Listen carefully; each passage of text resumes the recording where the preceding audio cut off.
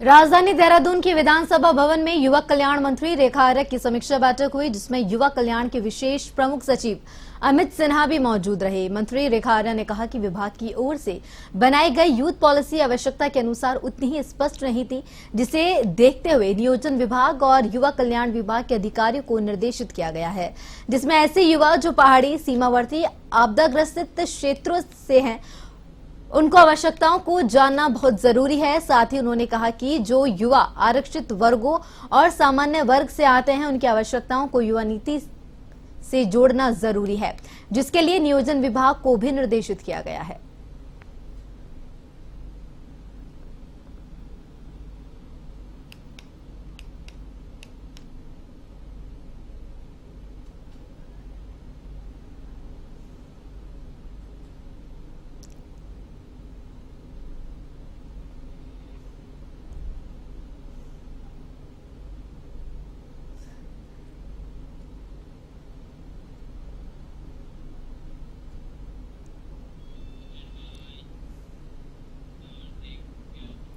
देहरादून स्थित सचिवालय में सीएम पुष्कर सिंह धामी की कैबिनेट बैठक हुई। बैठक में समान नागरिकता संहिता की नियमावली को मंत्रिमंडल की स्वीकृति मिलने पर चर्चा हुई।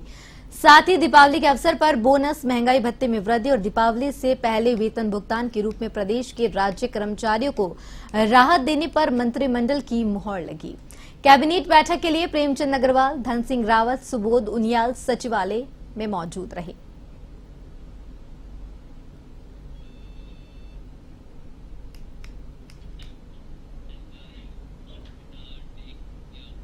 खबर रामनगर से बता रहे हैं, जहां अखिल भारतीय विद्यार्थी परिषद के कार्यकर्ताओं ने कुमाऊं विश्वविद्यालय में जमकर नारेबाजी की। कार्यकर्ताओं ने बीए प्रथम सेमेस्टर में विषय परिवर्तन की मांग को लेकर विश्वविद्यालय और कुलपति के खिलाफ प्रदर्शन किया और प्रचार कक्ष के बाहर तालाबंदी करते हुए जमकर प्रदर्शन किया। विद्यार्थी परिषद के कार्यकर्ता नितेश शर्मा ने बताया कि 2 दिन बीतने के बाद भी उनकी मांगे पूरी नहीं हुई है।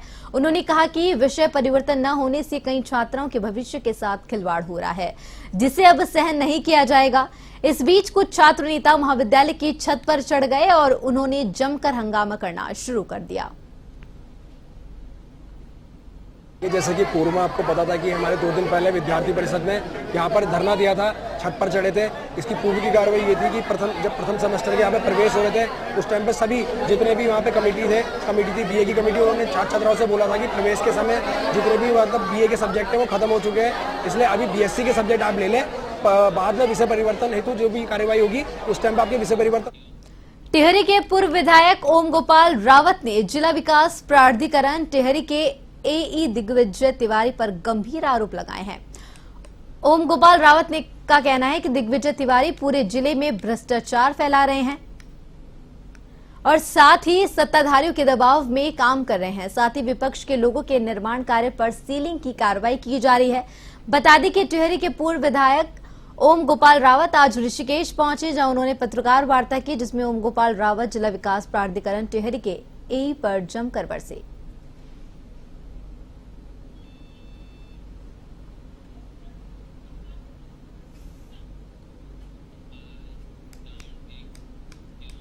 तो खबर पौड़ी से बता रहे हैं, जहां विभिन्न समस्याओं के निस्तारण के लिए अब पूर्व आईएएस अधिकारी सुंदरलाल मृंदवाल ने अपना कार्यालय खोल दिया है, जहां पर जनपद वासियों की विभिन्न समस्याओं का निस्तारण किया जाएगा।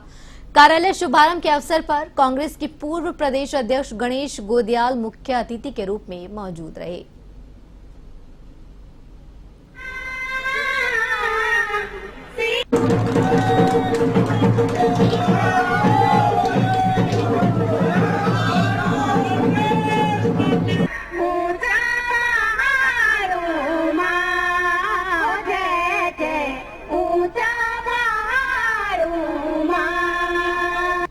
ये कार्यालय खोलने का मुख्य उद्देश्य ये है कि मैं इस क्षेत्र के लोगों की सेवा करना चाहता हूँ।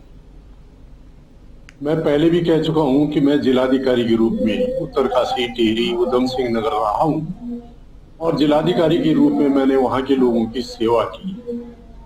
और ये जनपद मेरा गृह जनपद होने के कारण मेरी तैनाती यहाँ नहीं हो सकती थी जिलाधिकारी के रूप में।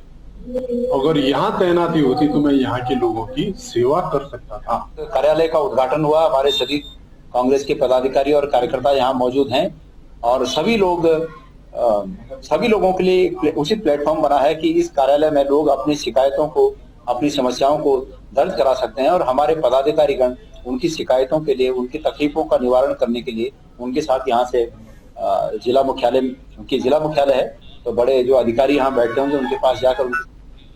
उत्तराखंड का सबसे खूबसूरत पर्यटन स्थल रानीखेत में पहली बार ई रिक्शा का सफल ट्रायल किया गया। इस ट्रायल का आयोजन संयुक्त मजिस्ट्रेट, एआरटीओ और पुलिस प्रशासन की निगरानी में हुआ। ट्रायल के दौरान ई रिक्शा को विजय चौक से कैमू स्टेशन तक चलाया गया, जिसमें विभिन्न परीक्षणों के माध्यम से इसकी क्षमता और संचालन की सुविधाओं का आंकलन किया गया।